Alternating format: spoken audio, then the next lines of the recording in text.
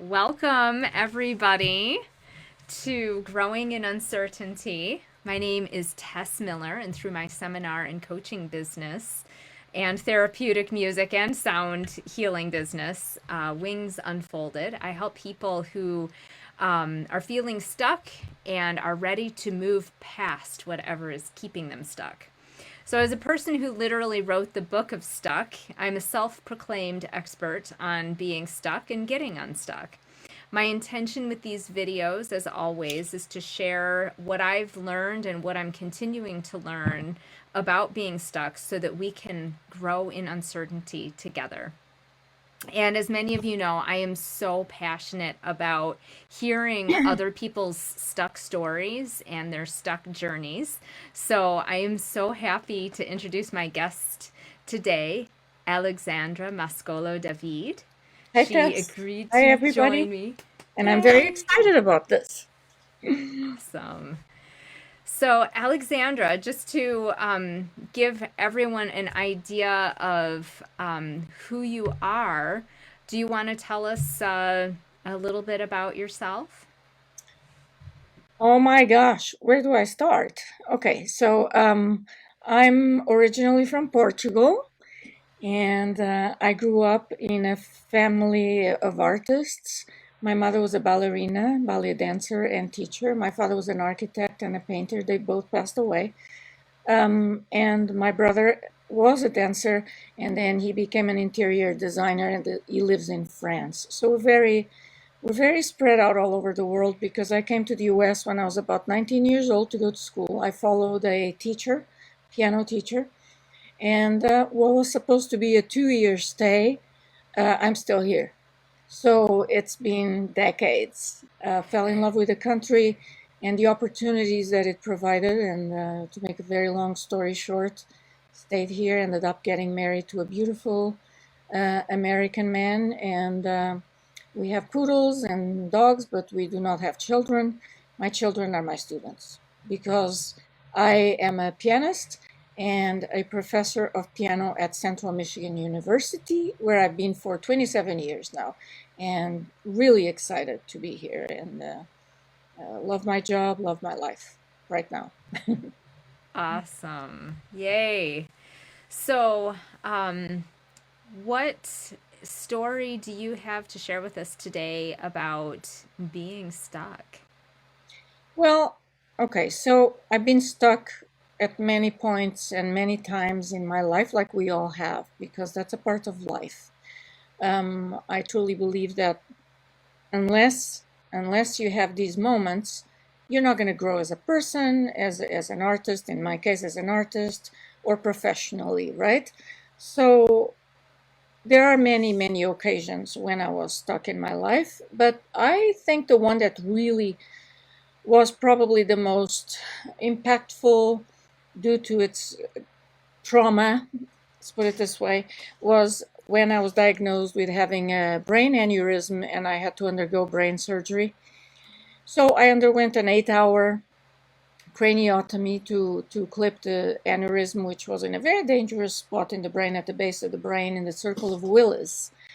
And my surgeon literally had to move my brain with his hands, the lobe, out of the way to get down to the aneurysm. And so just thinking about that makes you want to faint because really.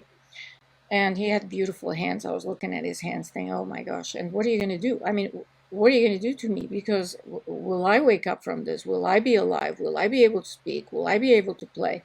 So all this uncertainty, your favorite word, Mm. uncertainty, right? And so I went through surgery, and obviously recovery, there's no nice way to put this. Recovery is horrendous because you wake up to a deformed face, all poofed up, all bruised, a huge scar with 65 staples, and you look like the wife of Frankenstein, and then your speech is slurred, you're switching vowels around, your motor skills are not there, and so walking wasn't. There was lack of balance, the memory issues, all sorts of problems that arose from that surgery. But the recovery is okay. It took 2 years more or less to kind of get me fully to playing and talking more normally and recovering a little more of the balance. But so in that sense, I was stuck. But that's a separate issue because it's the physical issue where you have to recover. Where I really got stuck after that surgery was all of a sudden I had to stop everything that I was used to doing, and it's almost like I lost my identity because, unfortunately, as a little child, wanting to be an artist, I was raised in an environment where I had to be the best, and I was obsessed about my work, and it was all work, work, work, work, work, and it was never good enough. It was never there. And so with the conservatory environment as well. So not only did I get that at home with parents who were high achievers, and rightly so because they were artists, but they gave that to me and my brother. And then the conservatory environment is rigid as well. And then I had rigid teachers. And I was rigid with myself because I pushed myself very, very hard because I wanted to succeed. But what I realized, this is so complex because I realized after brain surgery that I have been stuck because I was just on this obsessive motion of becoming the best and just playing more and better and everywhere, and at the same time trying to teach and keeping the job at university with teaching. And I didn't know who I was because I identified with performing. Well, that became very problematic, as you can imagine, because all of a sudden that is taken away and it all comes to a vacuum where, what do I do now? What do I do now? Because I don't know that I'll ever recover the ability to play. And even if I do, is that what I really want to do? So I was stuck majorly. So for clarification, before the surgery, had you ever had any thoughts of, man, I'm stuck in this rigid way of life? No, no. Well, of course, I had a true and high passion for music. So I had the passion for the piano. Of course I did. But no, because I was so busy trying to be better and practice. I mean, any minute that I could have in the day, I'd be practicing. I never had the time to think, to pause. It was obsessive. It was not healthy. Yes, I played well, and I played in high-profile venues, got great reviews. Well, what did that do? Great. So what? I mean, what I came to understand after that surgery, was that the profession is just an occupation. It's nothing more than that. It's nothing more than that. And there is no such thing as trying to become better and perfect. Perfection doesn't exist, but we, musicians, artists, we are brainwashed to think that we need to be perfect. Those types of methods are still quite prevalent, unfortunately, because I see that in the students that come in my door. And I'm now on that other side where I say, nope, you don't have to be perfect. You just got to do what you can do and nothing more than that. As long as you're working hard, we're okay. But it's just so sad that we're still making the same mistakes in our field that have been going on for so many centuries, really, especially since the 19th century. And it's time to have healthier artists because the statistics are mind-boggling, where 97% in one of the studies that I read about, 97% of artists suffer from, musicians, not professionals, so we're talking students as well, professional and students, suffer from anxiety and depression. I mean, this makes no sense. This is ridiculous. Well, are we doing this because we love it? Or are we doing this because of some unattainable end goal? Right. So prior to surgery, I was on that mission of the unattainable end goal. After surgery, it took me a while, a lot of rewashing, to let go of that, and I'm still dealing with that. It's been over a decade, but I'm still dealing with that, where I feel guilty if I'm not practicing sometimes, but it's getting better. It's getting better. I'm starting to smell the flowers and How drink the did you wine. How did you go about rewiring that programming for yourself post surgery? Well, what happened is that I realized that I myself was not sure why I was so obsessive about my career. And once I started understanding what was going on, because I did a lot of analysis and a lot of self-analysis, a lot of counseling, because of course, I mean, with a traumatic event like that, I had to.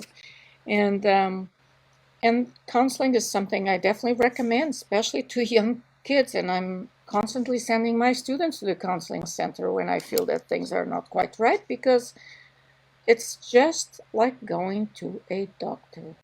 And it just helps you with your growth, emotional growth. And it's so important because we are not just body, we're way more than that. And it's so important to have all these components working together. So I started doing a lot of mindfulness as well, meditation and mindfulness. Um, Physical exercise was on and off because I couldn't exercise for the longest time. And so then it has taken a long time to get back into it. And I'm one of those who always had to be dragged to that. But I am now doing it 3 times a week. I have been since January. And this is a new decade. And I think the past decade for me was really all about trying to figure out who I am, what I'm doing, why I'm doing what I'm doing, and reconfiguring, redefining my life. Now I'm at the point where right now I'm starting with that new life. And so getting to the gym has been something that I've told myself I need to do because I want to do, because it will make me feel better, whether I like it. It's hard for me to get to go, but once I go, it's great, right? So I'm being very disciplined about that. But definitely the meditation has been very important, because what that did, it made me finally have make the time, it's a choice, to go inside and listen to my instinct and figure out what is it that I really want to do with my life, with the rest of my life now. And what I figured out is that my true passion is actually teaching. Now that's what I found out. Something that I had grown up in that conservatory environment, the mentality was, and I say was because it may have changed. I don't want anybody to be hurt because I'm saying these things. But at the time I was growing up in the conservatory environment, you became a teacher if you couldn't play. Well, I'm sorry, but I could play. I still can, but I love teaching for what it is. And if I had to choose one or the other right now, definitely would choose teaching, because nothing is more rewarding for me than guiding these youths, and because I guide them through music, but also in growing into, I'm guiding them into growing as people as well, because I catch them at very vulnerable years when they are between 18 and 24. So these are very crucial years, and I feel that with all these experiences that I've had, I am actually contributing to a new generation of healthy musicians up here, healthy musicians. That is so, so wonderful. I just love hearing how you came back to teaching. That was going to be something I wanted to ask is, a lot of people going through something like that, having to confront, well, who am I really? Might have decided to just give it all up and do something radically different. But you came back to it in a really holistic way and realized that your mission was to take your experiences in that conservatory environment and make it better for the future generations, make it healthier for I'm trying. others. I'm trying. I'm taking care of our little corner here. I don't know how impactful it will be overall, but it will be impactful for the human beings that I'm encountering. And to me, that's what really matters. Um, but I did contemplate quitting it altogether, quitting music altogether. I did contemplate. That's why it's taken me a decade to really figure it out, because contemplated going back to school for veterinary medicine. You know how I love animals. I have dogs, always have, and many other careers that now seem ridiculous to think about because I have no experience in those things, and it would have been a complete shift. But somehow there was still something about music that kept pulling me back. And when I finally listened to my instinct, what my instinct said was teaching is beautiful. Just because I grew up thinking that teaching was like a secondary career that only the ones who can't perform do, I thought, but wait a minute, is that how I really feel about it? I don't have to be pleasing everybody. I I only have to please myself. And that was one of my downfalls because I always wanted to please everybody and my parents and my teachers. And I mean, we all do to some extent, right? But so I finally cut the, no, I matter most. I matter. Mm-hmm.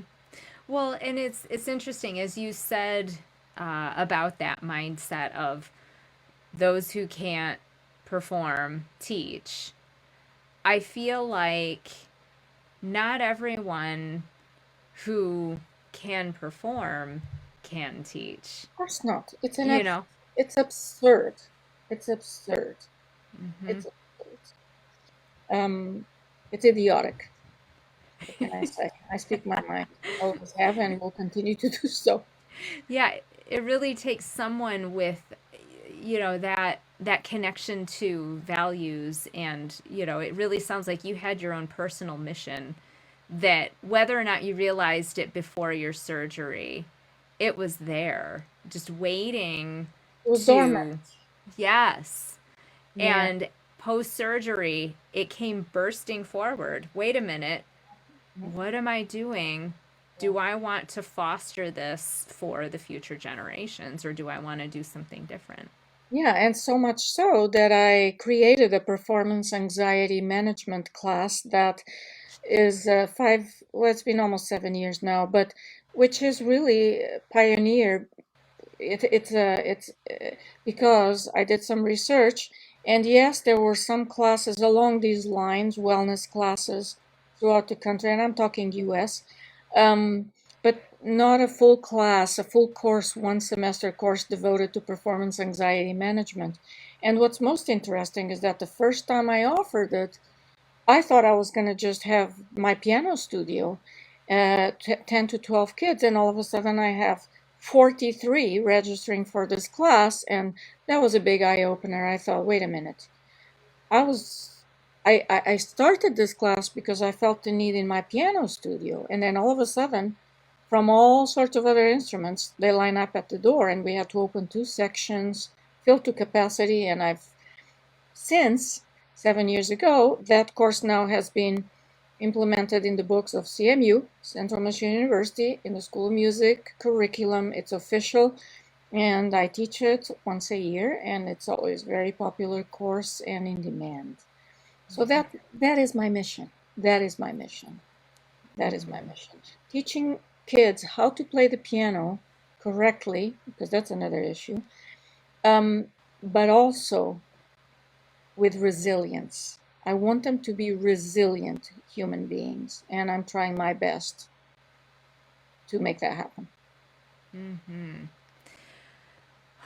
So, for the people who might have grown up in an environment, whether it was music or maybe it was some other field where Mhm. there was the cultural norm or the expectation within that field to achieve certain expectations at all costs without regard to, mental, emotional, physical health.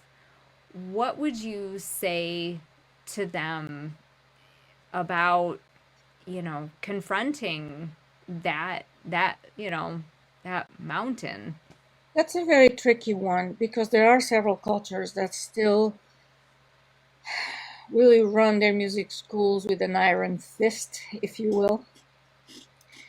And the thing is, the kids don't realize that what they're going through, just like I didn't. Just like I didn't at the time that it was happening. Yes, I was suffering, but I wanted it, so I did it.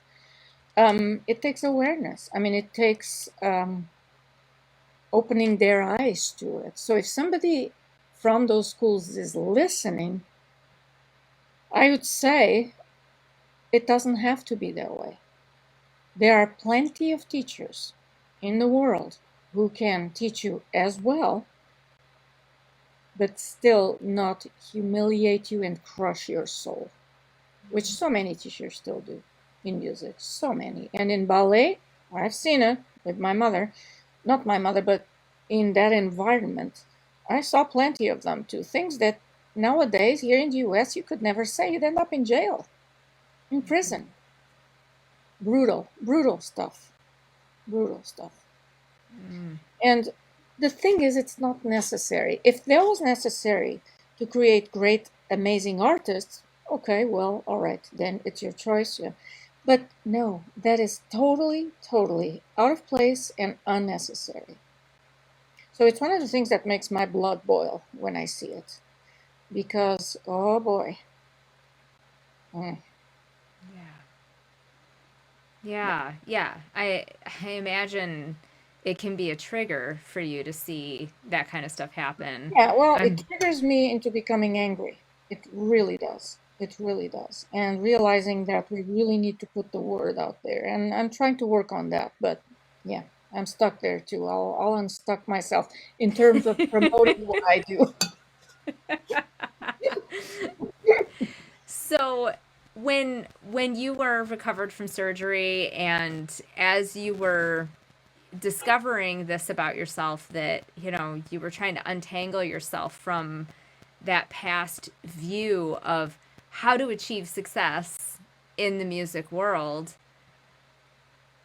what was that process for you in terms of changing your teaching style, and what what came up for you in terms of emotions as you were changing that teaching style and maybe not sure, is this gonna work?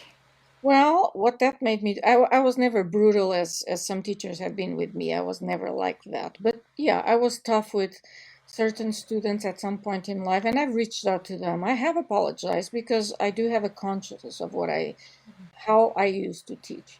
But again, teaching, you grow as a teacher, and I've grown tremendously as a teacher. Of course, I've been at it for what, 30 something years. So if I hadn't learned anything from my past, then I'd have a problem. So I was never a tyrant. This is not true. Of course not. Precisely because I had tyrant teachers and I didn't want to be like them. So I tried to be the opposite. But I also realized that, of course, the students I had in my first year at Iowa State University was my first job that I had there. Of course, I didn't teach as well as I can teach now because of all that experience and growth as an educator in all sorts of areas of education. So the emotions that came up were emotions of, it was, how can I say this? I mean, I started crying so much because I realized it was such a powerful moment when I realized that I really loved this and that I had been groomed to think that I didn't like it, that this was just something I had to do to make a living. And suddenly I realized I have this true passion for this. And it was just like this release, amazing, huge release. It was beautiful, but very emotional, very. But I mean, that was exactly the sign that I needed. I needed to know that this was really what I wanted to do, and there was no guilt about it. To really love it. So now I think teaching is sexy. I mean, it's the sexiest profession in the world. Hey, that's how I feel. Yes, definitely. Of course. Of course. Come on, nothing is sexier than guiding youth into becoming what they want to be in happiness and joy, and not in fear, not in fear. Yes. Wow. That is amazing and so powerful. Do you think you would have gotten to that point had you not had to go through the brain surgery? Well, apparently I'm stubborn, and my skull had to be cracked for me to learn a lesson. I think with me it had to be this dramatic, of course. Yeah, I think because I was so engulfed in it, what would have ended up happening was me collapsing on a stage somewhere, and so I would not prefer that. But because I was bound for some real major burnout, so this made me stop because obviously I was unstoppable, and so yeah, the universe has a way to work to make things happen, and I think that I took the experience and I decided that I was going to learn from it. I wasn't going to recover and go right back at it. Also, the level of energy, once you go through an event like this, I mean, there are always long-term side effects. There have to be, because come on, somebody had his hands in the brain, right? And moving the lobes and whatnot. Of course, that's going to be huge trauma to the brain. And I remember recovering, trying to remake the connections, and it was a slow process, but it was fascinating too, because I felt when connections were remade, I could feel it like almost like click, I mean, it didn't sound like that, but what I'm saying is, and it was so fascinating, so fascinating. But the energy level was not the same. There's no way I could have kept up with my full teaching schedule, plus all the concerts that I was doing, plus all the papers I was doing for conferences, plus all the master classes I was doing out of campus, plus all the recruiting trips. I mean, it's impossible. You can do it when you're 20, 30, 40, maybe 50, maybe 60. Okay, things start getting a little rougher. But if you have brain surgery when you're 49, no, I never recovered that level of energy. And now I'm getting older too. So, I mean, there's that too. But Except there's the fact that every time I talk to you, you say, "Oh yeah, I'm going here. I'm going to this country, and I'm going to am I do still doing this." that? Yeah, but it's less. It's less. It's less Of course, I'm still doing because I love it. Like this summer, I'm going to Kosovo because one of my brilliant students has founded in this amazing country, recovered from the war, and they have very few opportunities, and she got a grant to start a festival, and the very first one is going to be this summer in May, and I'm going there. She invited me and two of her other piano teachers, one Turkish, one from Kosovo, and we're going to do a 2 week, 10-day, I believe, festival of master classes and concerts. We're going to play. The kids are going to play, and she's working on trying to get that live stream. And then in Portugal, I'm so pleased that another former student of mine, with his brother, who's also a great pianist, they founded a piano competition in the north of Portugal, and I'm the guest to open up the competition with a concert, and I'm very, very excited. But I don't do that too much anymore. I used to do it a lot.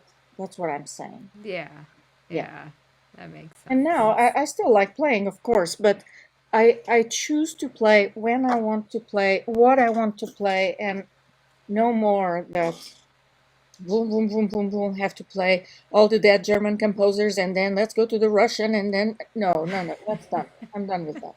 Done with that. I still love their music, but Yeah, yeah. So, what is a guilty pleasure of yours? I always like to end with this oh my question. gosh, okay, my glass of wine with dinner every night. I have a little glass of wine. Okay, is this a little? Okay. And a piece of dark chocolate to finish my meal. Is that Nice. what you were kind of looking for? That kind of guilty Absolutely. pleasure? Of course. Of course. Mine. I mean, I can think of way worse things, but Well, I mean, I can too, but I'm not going to disclose those. Not in public. I could call you later and tell you, but not on Facebook Live. Oh my God. Well, if people want to get in touch with you, ask you other questions, or just know more about you, how can they reach out? Okay, so I am stuck, as I said before, in this business of trying to promote what I do because I'm too busy doing what I do to then try to promote it. So I'm not good at having Facebook Live and YouTube this and Instagram that and Snapchat that. And okay, so what do I do? I'm getting better and I'm going to start posting more. But I do have a Facebook page, Alexandra Mascolo-David, pianist. I have an Instagram, Alexandra Mascolo-David. And I also have a YouTube channel. And I'm starting to put more things, doing more posts, especially things that deal with the performance anxiety class, also my research on Portuguese and Brazilian music, some more performances. So I'm starting to get that wheel rolling. But probably there's not going to be a major change until this summer when I really have the time to do it. Sure. But so follow me on Instagram, follow me on Facebook, and you can always email me at David, David, as in dog, the number 1, initials AM for Mascolo, at cmich.edu. So David1am at cmich.edu. All right. Awesome. Well, thank you so, so much. It has been incredible. I mean, I know I've heard your story before, but through the lens of your stuck journey, it's just been so much more inspirational and I know pertinent to so many people who are watching these videos. Oh, that's so Um, nice to know. Because really, yeah, I'm just very pleased to know that because I want my experience to, if my experience can help one more human being, I feel like it was worth walking this earth. yeah. So, yeah, and I also want to tell people if you're stuck, there's light at the end of the tunnel. You just gotta get through it. You gotta get through it. Seek help if you need to, but get through it because the sun will shine. And I can tell you, I've never been happier, more content with my life than I am now. Yeah. So, Awesome. yeah, Yay. thank you so much for inviting me. Oh, you're so welcome. Thank you for being with us. And thank you, everyone, for watching. If you have found any value in this at all and want to share it with other people who you know would benefit from hearing this, please like, share, subscribe to my YouTube channel. Do all the social media things that I bet you all know how to do. And if you want to talk with me personally about working through some kind of life transition or stuck issue that's going on in your life, please feel free to message me. And remember that it's okay to be stuck, but you don't have to stay there. Have an amazing week, everyone, and take care.